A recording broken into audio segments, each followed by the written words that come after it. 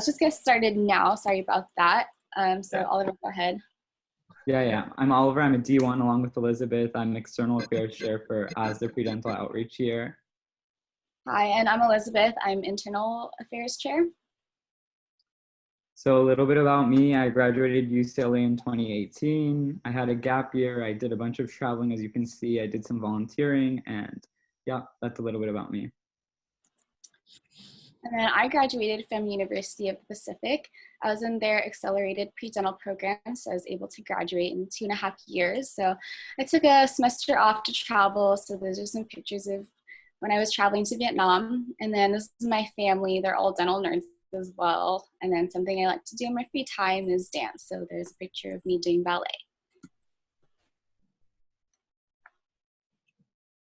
Okay, so how to get started with your personal statement. So a really important thing to take into consideration when you're going to first write your personal statement is just thinking about when you're going to apply. You probably want to start writing your paper about a month before you apply so that there's enough time to just draft it up, get a few people reviewing it, and to get some feedback so you can get the strongest personal statement you can possibly get. Another thing is self-reflect and ask know yourself questions. This way you're going to be able to organize a list of things and your strengths that you want to really tackle and let shine through in your personal statement. Something else that's really important that we suggest is to answer in one sentence why you want to be a dentist.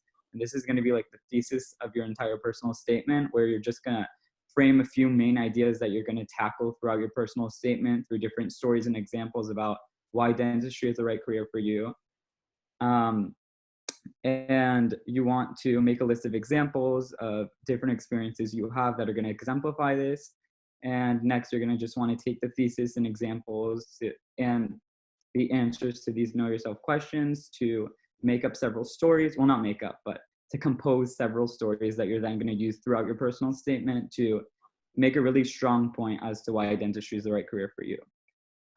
There are obviously many different styles that you can write your personal statement in. A few of them below are connecting the dots, where you talk about a few of your experiences that had led to dentistry. Another one is my dental experience, where you can talk about the dental experience that you've gone through that has really shaped your view of dentistry and has really drawn you to dentistry. Another one is inspiration through observation, where you talk about different clinical experiences you've had that have really allowed you to understand dentistry is right for you. And of course, there's many different ways you can phrase this, so it's not doesn't have to be one of those. You can have a combination of those to get a strong personal statement.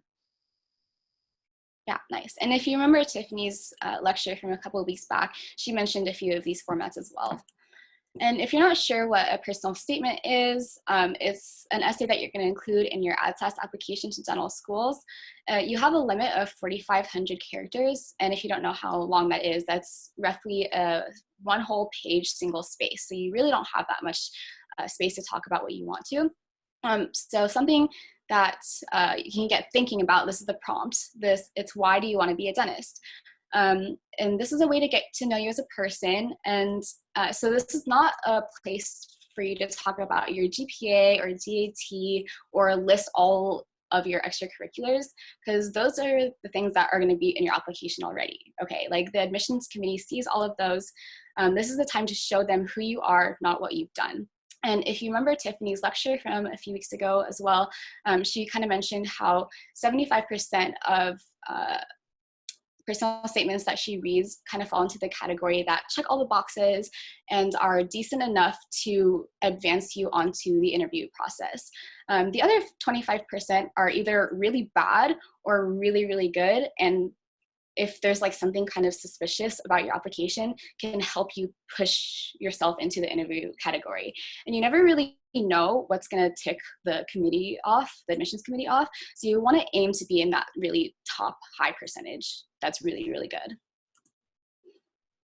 Okay, so now we're going to quickly go over a few do's and don'ts. We're going to get into them in more detail later on, so don't worry too much about them. But it's important to remember to answer the prompt, to mention dentistry early on in your personal statement.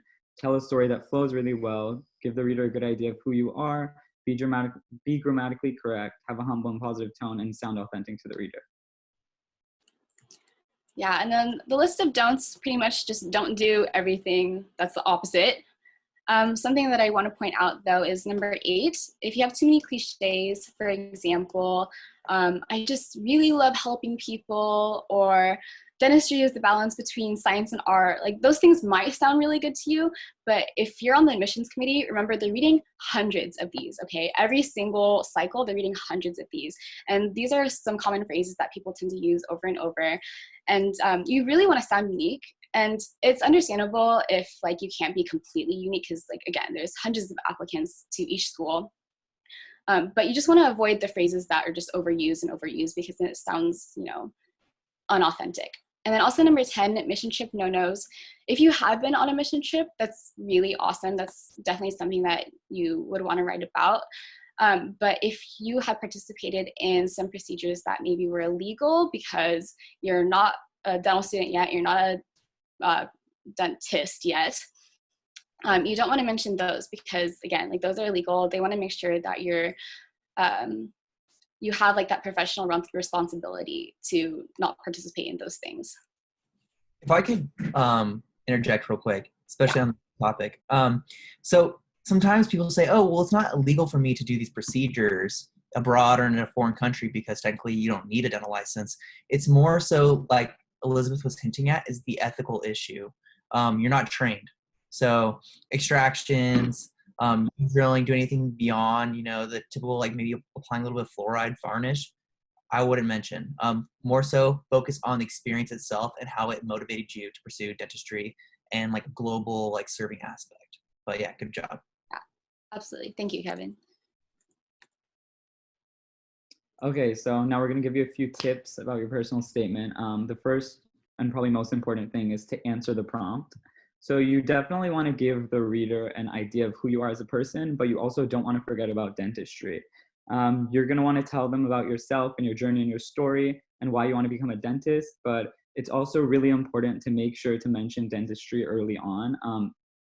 Our associate dean, Dr. Margolis, told us about an experience he had with a personal statement where the writer didn't really mention anything about dentistry until the last paragraph, and that's obviously a no-no. This whole personal statement is supposed to be tackling the question why you want to pursue dentistry. So just be sure to bring in the aspect of dentistry within probably like the first paragraph so that you can start sharing why you pursue dentistry while bringing your personality and different characteristics of yourself into it as well.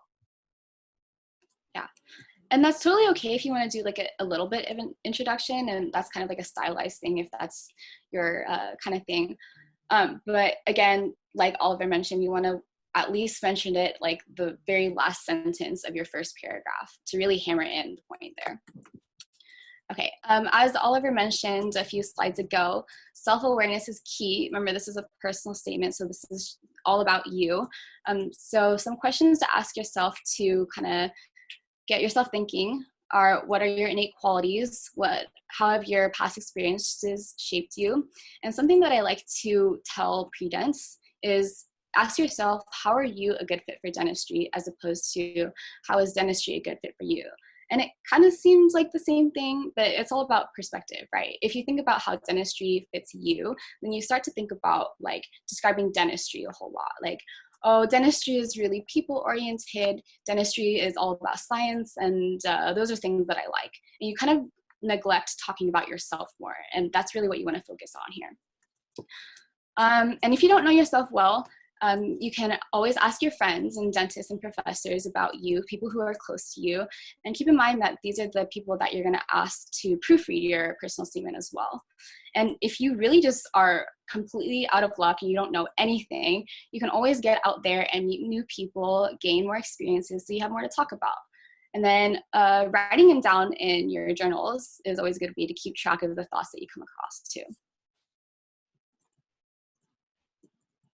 Okay, the third tip is to know your audience and who you're writing to. So just remember, you're not writing this to your friends or your colleagues. You're writing this to an admissions committee, which can be the dean or a student on the admissions committee. So just make sure you're writing in a professional manner.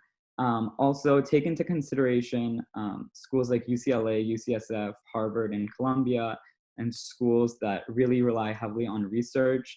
If you've done research, make sure to paint it in a positive light and make sure to try to tie that into your dental story if you are planning on applying to one of those schools. But at the end of the day, different schools have different philosophies and cultures, so you're not really going to be able to tackle a paper perfectly for each school. So just make sure you have a universally strong paper, that a personal statement that you think is going to be able to cater to any of these schools. Something else you want to keep in mind is that the most effective way is to describe something, right? You want to tell a story. If you end up listing up too many of your activities, it sounds like more of a resume instead of a personal statement.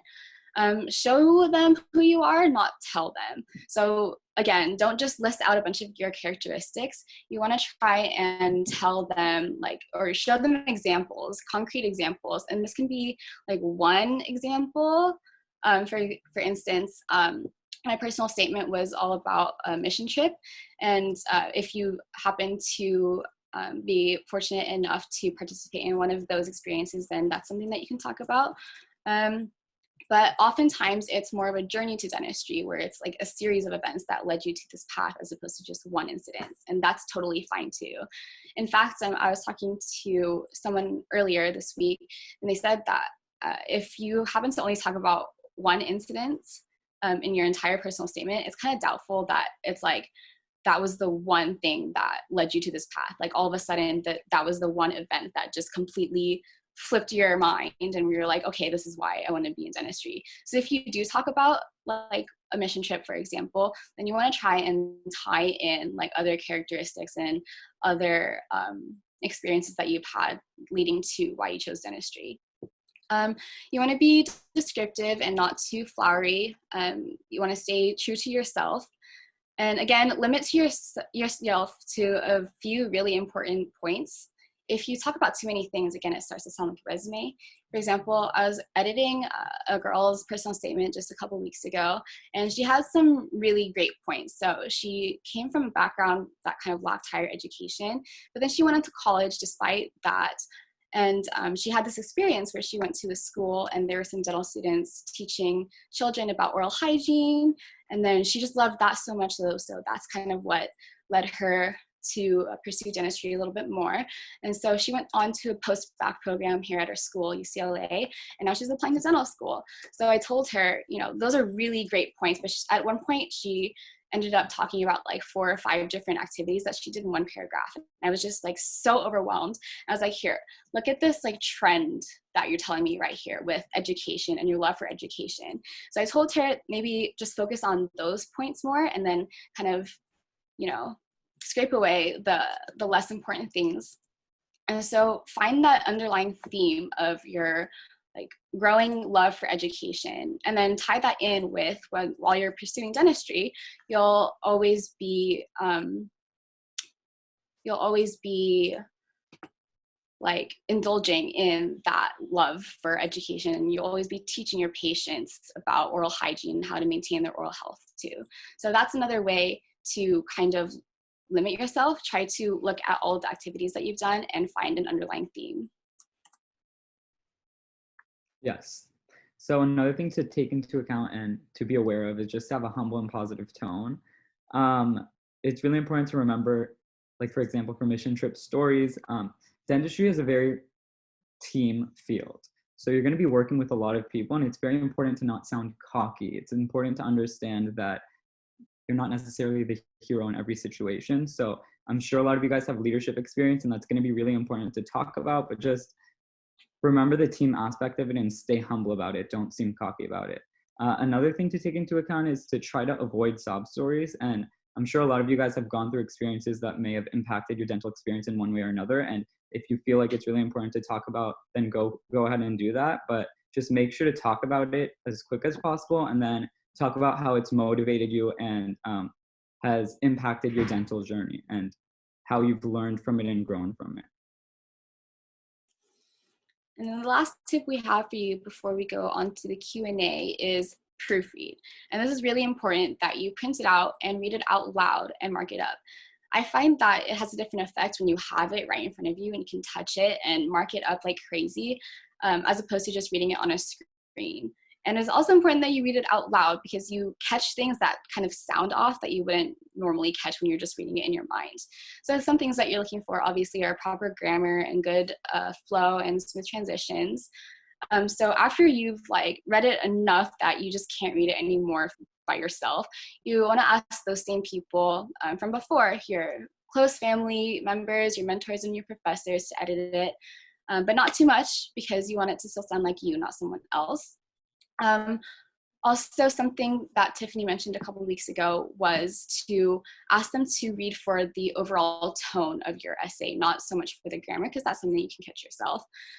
But oftentimes you read your personal statement just over and over again, so much so that you just like have it in your own mindset and you think you're giving off a certain impression, but from someone else's perspective, it might sound a little bit different. It might sound a little bit fishy or a little bit cocky or something. So that's always a good thing to do.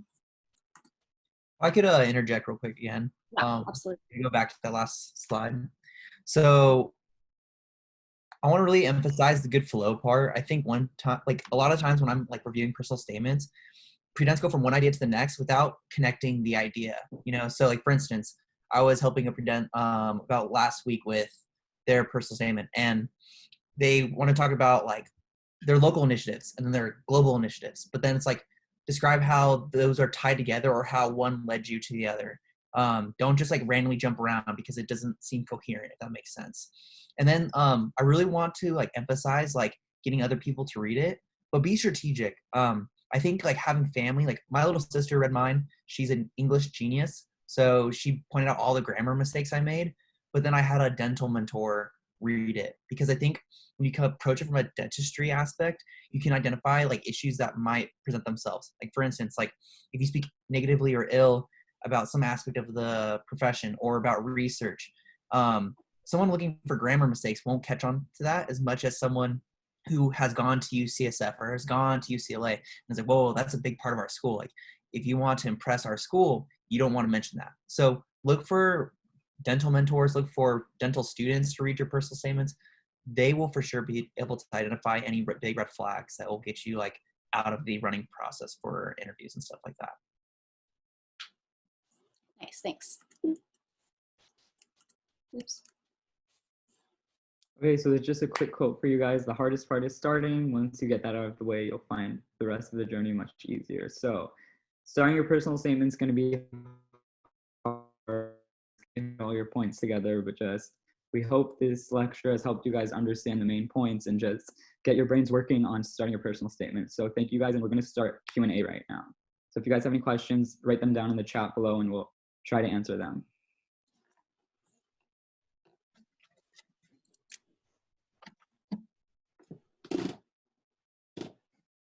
Don, I unmuted you just for heads up. Any questions, guys? I know that was pretty fast, but I have done quite a bit of research and just need some advice. what kind of advice would you like, Jesse? In the meantime, while we wait for questions to kind of pop up, I want to point out a few things that I think are really important for people to like recognize. And Oliver addressed this, and I just wanted to really punch it home, is the thesis and that one sentence that says why I want to do dentistry. That's the beginning of your like personal statement at the end of the paragraph, but then also at the end too. Like a lot of people don't conclude their thoughts when they have their personal statement. They just finish their story and then out of nowhere they end it. And it's like, you need to cohesively tie everything up with a big bow and then finish it. And so, for instance, like, you know, if I wanted to pursue dentistry because I love mentorship and I love personal connection, that last sentence should have those two words or those two ideas tie together and put in it and show them that you actually, oh, I finished my thought, boom, here's my personal statement, versus like, da da da da, done. And it's like, wait, what was your final thing to say? You know what I mean? Like, tell them exactly why you want to be a dentist in the last paragraph. That's all I have to say. Yeah. Good job. Yeah. Point. Okay, thank you. All right, Julie, do you want to introduce us? Hi, everyone. I'm Julia. This is James. Hey, guys. So we're both D1 students at UCLA. I just graduated this past May from Yale, where I graduated biology.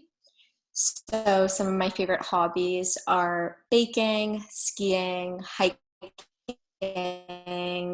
playing soccer, and anything related to water sports. Bottom left photo is a photo of me with my 5 siblings. And I decided to go to UCLA based off of the people, the location, and the in-state tuition. So when I was picking dental schools, kind of poor. We're gonna switch the presentation to Elizabeth and then let her kind of control the slides because I think Dawn's connection isn't the best or something. okay. Oh, there's so many questions in the chat.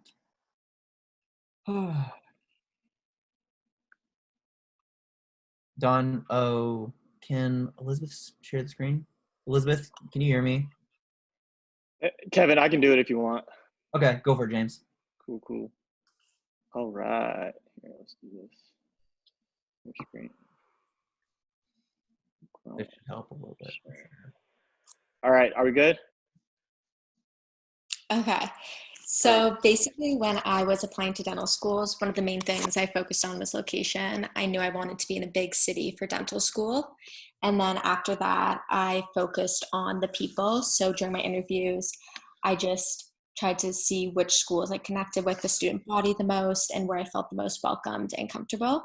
And that for me was UCLA. And I grew up in Los Angeles, so being able to pay for in-state tuition was definitely helpful. And just having the family support here in Los Angeles was a big factor.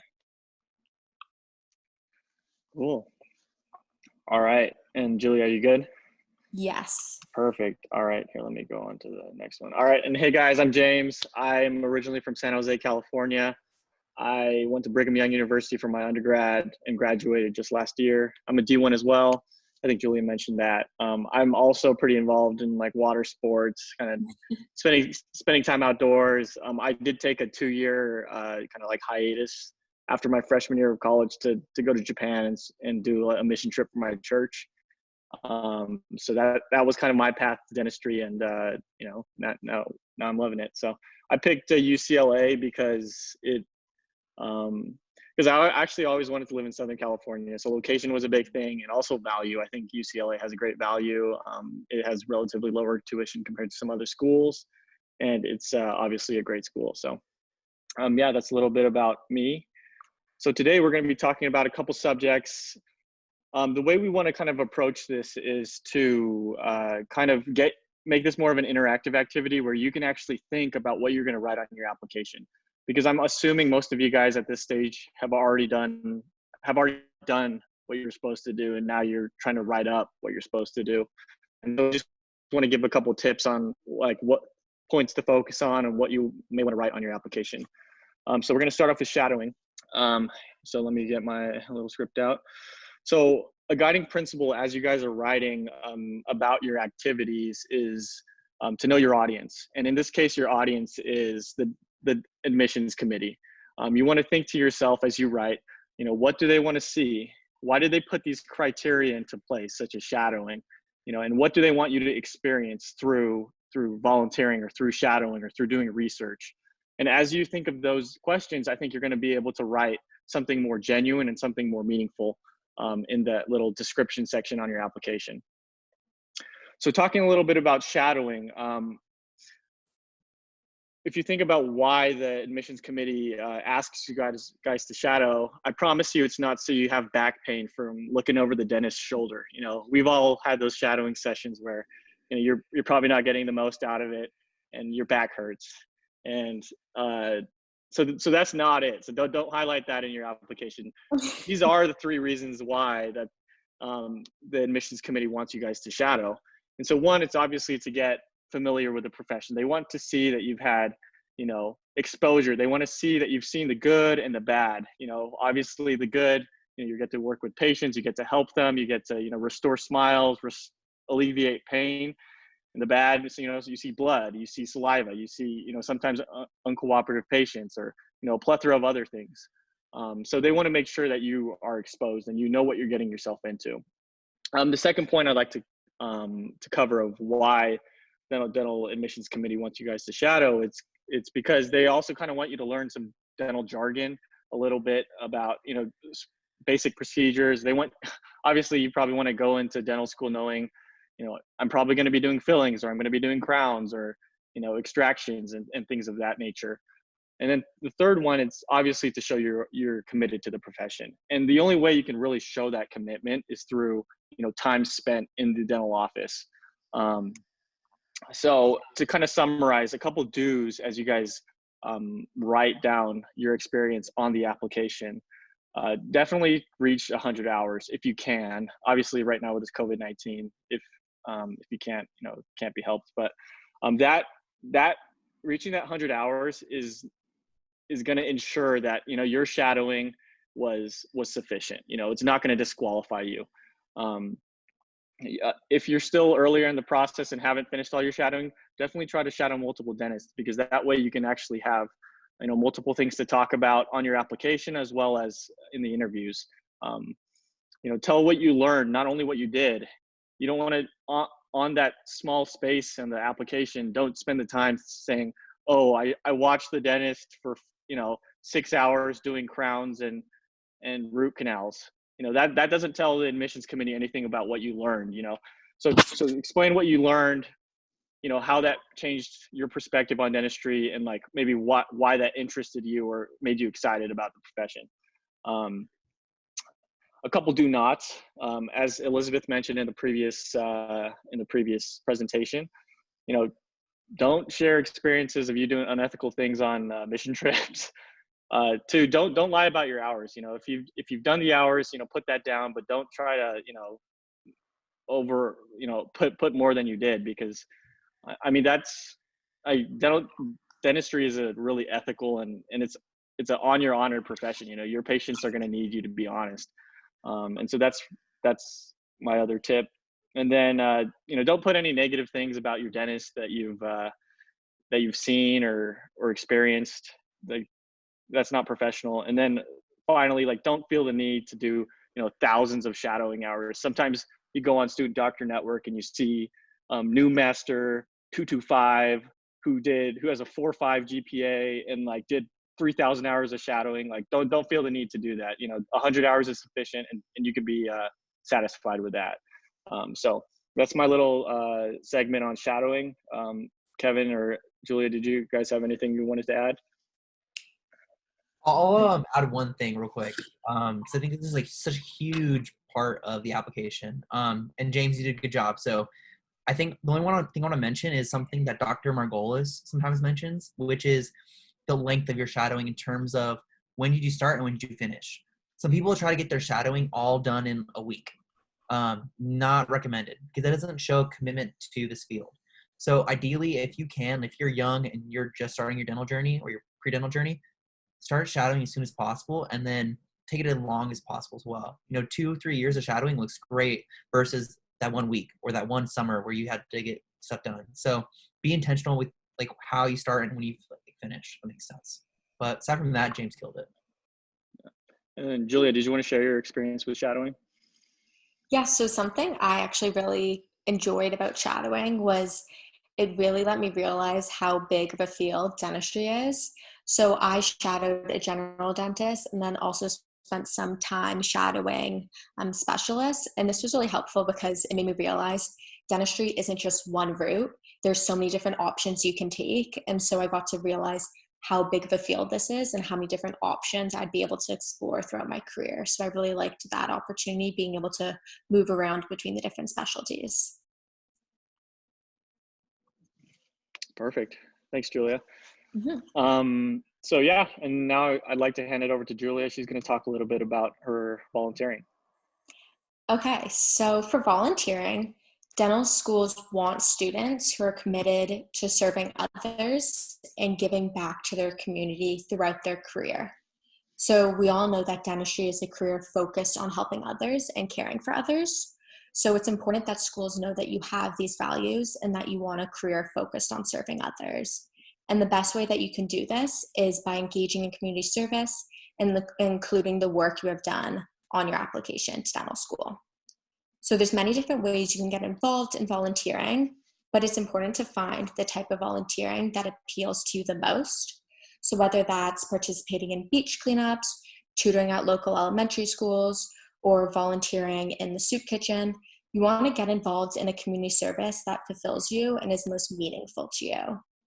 And it's also really nice to have some form of community service to take with you while you're in dental school. So dental schools have tons of different organizations and clubs, and you can join these community service clubs at dental school that have a similar mission to your previous experiences volunteering. So predental students often wonder if their volunteering work has to relate to dentistry. So while schools will find it helpful to have dentistry-related community service work, you don't need to only do that form of volunteering. So any form of community service will be valued. So something that's important to remember with volunteering is that consistency is key. So they don't want to see that you just volunteered the last 2 months of college, but rather that you're able to spread it out over your 4 years. And that will demonstrate your commitment to helping others. And lastly, dental schools have tons of student clubs that you can join that's focused on community service. And there's many different opportunities to provide oral health instruction or participate in oral health fairs. And on this slide, you can see a couple photos of us participating in Give Kids a Smile, which is an annual event we host every year. Awesome. James, do you have any thoughts to share on volunteering? Yeah, just the second what Julia said, volunteering doesn't always need to be dental related. Get in the community, help somebody, be productive. For my volunteering, I ended up doing some dental related things, but aside from that, I spent 2 years teaching English to Japanese people. So that was my volunteering experience. Okay. All right, so I think we can move on here. So now Julia is going to talk a little bit more about leadership as well. Okay, so admissions committees will value leadership experience because this directly correlates and translates to your future role as a dentist, which includes being a leader within your community. So in addition, it also will demonstrate that you possess the valuable skills that a leader has and that a leader embodies, such as communication, hard work, responsibility, teamwork, and commitment. So something that would be helpful to do is just to take some time and think about specific things you do in your daily life that make you a leader.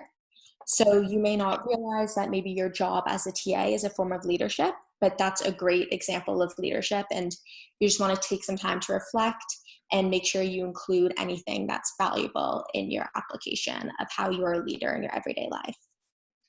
So whether you decide to become the president of a club or just plan an initiative within a club, any leadership experience is valuable no matter how big or small. And it's something to think about is that if you are already heavily involved in a club, it may make more sense to have that leadership initiative within that club so that you show commitment and consistency within your application. The leadership experience is beneficial to your career because one day, if you plan on opening a private practice or being a resident at a private hospital or becoming an associate, you will ultimately be a leader and you're going to be responsible for managing other individuals or running logistical aspects of a business. So you want to show the admissions committee that you're ready to take on this kind of challenge and that you're able to successfully perform dental procedures. And so we all know a leader is someone who can gain trust from others, and that's really important as a dentist. You need to be able to develop this relationship with your patients where they feel they can trust you and rely on you to make the right decisions when it comes to their oral health. So leadership just ultimately will show you have the confidence, and that will make patients trust in your care.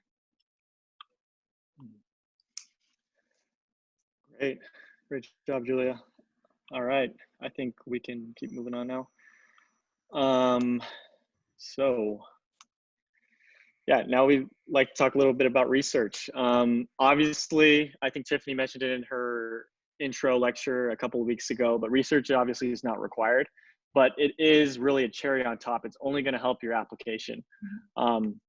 So for those of you that have done research, I just wanted to talk about some points that maybe you can emphasize in your application.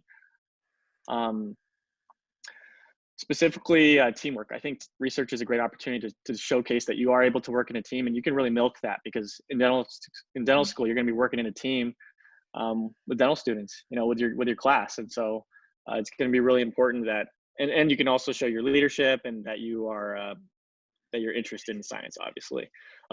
As for my personal research experience, my senior year, I only started research like after I had turned in my application. So I think that just goes to show, like, it's not necessarily required. But in my I did write it on my application, like as a continuing activity.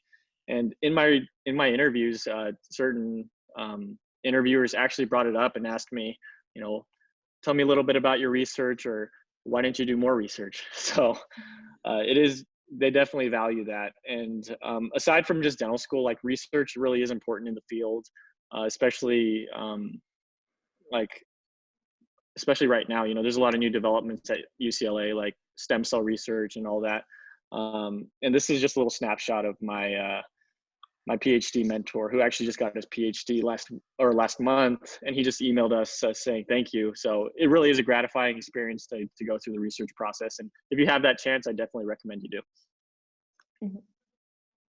James, if I could interject real quick. Yeah. I want to touch up on both yours and Julia's points, because I think they can actually mix. And I love how you mentioned working in a team. So I think research is great for this.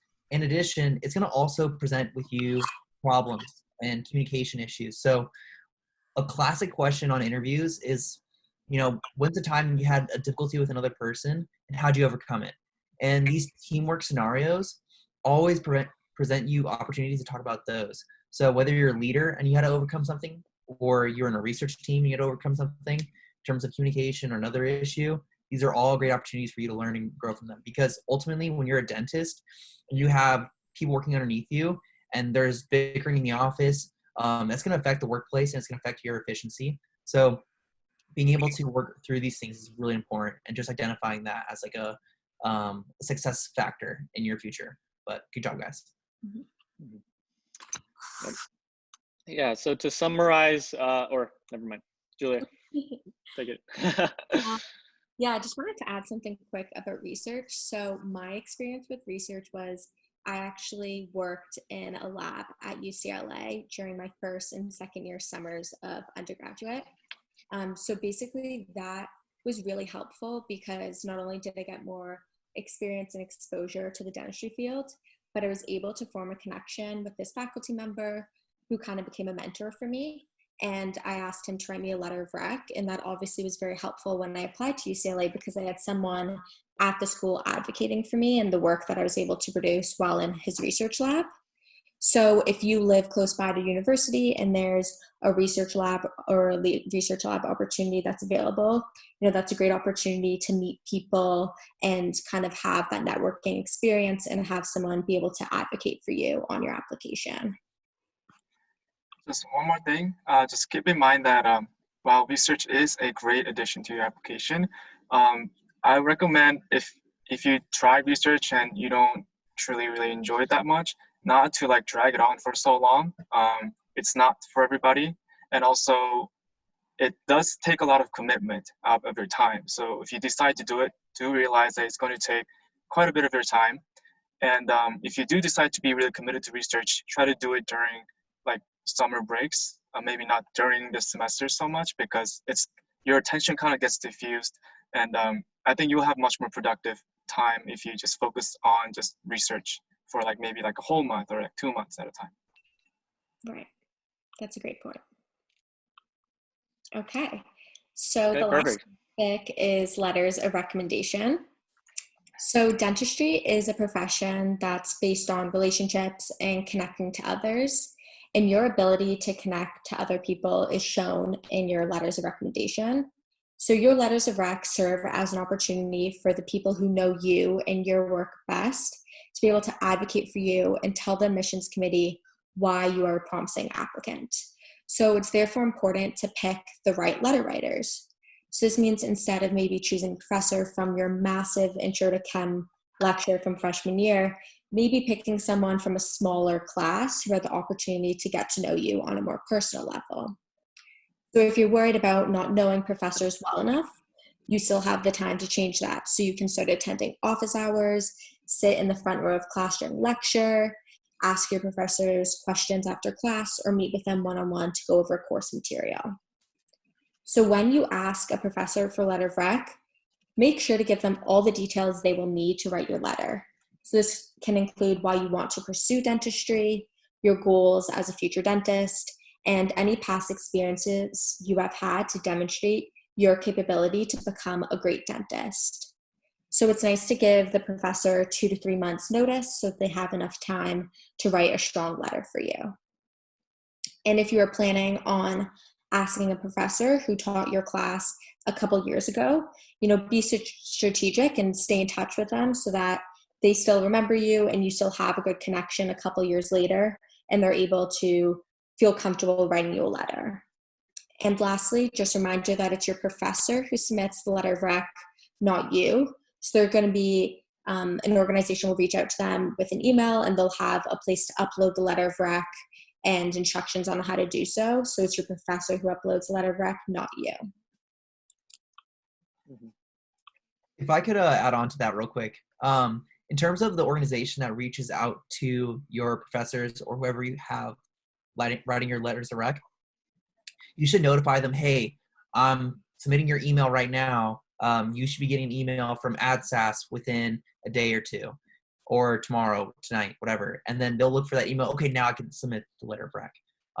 In addition, Julia brought up a good point about staying in touch with your professors, but there's another way too where you can try to acquire people to write you letters of rec. One thing that Dawn and I did was work as a TA for some of our professors. So professors that we demonstrated excellence in their course, or we just happened to enjoy the subject, sometimes we'd reach out to them and say, hey, can I be your TA? And I was a TA for 2 years in a lab course, and both of the professors that I worked for wrote me letters of rec, and they were stellar. So highly suggest, really develop these relationships because they can only benefit you. And then my last point is something that Tiffany mentioned during her first lecture, which was these letters of rec, they can only benefit you. They can only help you. If you get a poor letter of rec, it's not going to be a negative strike against your application. A lot of the committees understand that sometimes these professors aren't professional, or they are busy, or they get distracted, whatever, but they don't hold it against the applicant. So that's something that's a positive for you in that sense. It should give you confidence, but at the same time, be strategic. Choose people that you can rely upon and that will produce good results and can really push you forward as an applicant. And that's all I have to say. Good job, Julia. Yeah, Kevin, can I just add off that too? Yeah, go for it. So for you guys who are at big schools, like I went to BYU, my class sizes were huge, and it was really hard to get to know professors at a more personal level. And there's so many pre-med and pre-dental kids asking for letters. So just to go off Kevin's point, the 2 science professors I did have, I TA'd for one, and the other one I was just in his class. And honestly, I wasn't his TA or I wasn't in his lab, but I just asked him hey, can you write me a letter? And he's like, well, you're not a TA and you didn't work in my lab, so I'm not going to write you a personalized letter. Some of these professors, they have templates and they just stick your name in. And so, but I just said, hey, I'll take it, because my other 2 letters that I had from the dentist and my volunteer coordinator were really strong, and I knew that they were going to write me really good letters. And so I think that because I had those 2 letters, it probably compensated, or it showed who I was. So I didn't necessarily need to bank on those 2 science professor letters. So that was just my personal experience. Maybe it'll help you or take some of the stress off, because sometimes it's just not, it's not always, feasible to get the best letter from a science professor. So, but definitely make sure at least one of them is really good. So, all right. So other than that, so just to tie everything up and to summarize, the application, every single point of the application is there to build you up and to paint a picture of who you are as an applicant. One recommendation that Julia and I have is that you try to push a theme throughout your application. And Kevin mentioned it before, his theme was more mentorship and teaching. The activities you do, what the style of your writing, your volunteer activities, your letters of recommendation can all support, the theme of who you are. Dental schools, they want a class of diversity. They want a class of different talents. And so if you can push your theme and really sell yourself, like for instance, for me, like I'm really passionate about teaching. And that was the core of my whole application, my personal statement, all my activities, my letters of recommendation. I asked, my letter writers to include that in my letters. So when I went to my interviews, it was really clear who I was and what I had to bring to the table. And in multiple interviews, they brought it up like, oh, it looks like, we can really tell you're passionate about teaching. That's really, something important in dentistry. And I think that really helped my chances. So that's kind of like that's kind of the last 2 cents that I'd have to say. Julia, did you have anything you wanted to add? No, I think that was great. If you have any questions, feel free to submit them to the chat. Yep. Okay, let's get back to the Q&A. Have a good rest of your day, guys. Someone Stay safe. said thank you in Korean to me. All right. Thank you, All right, guys. Good luck, everybody. See ya. Stay safe, and until next time, guys. Bye, guys. Bye-bye.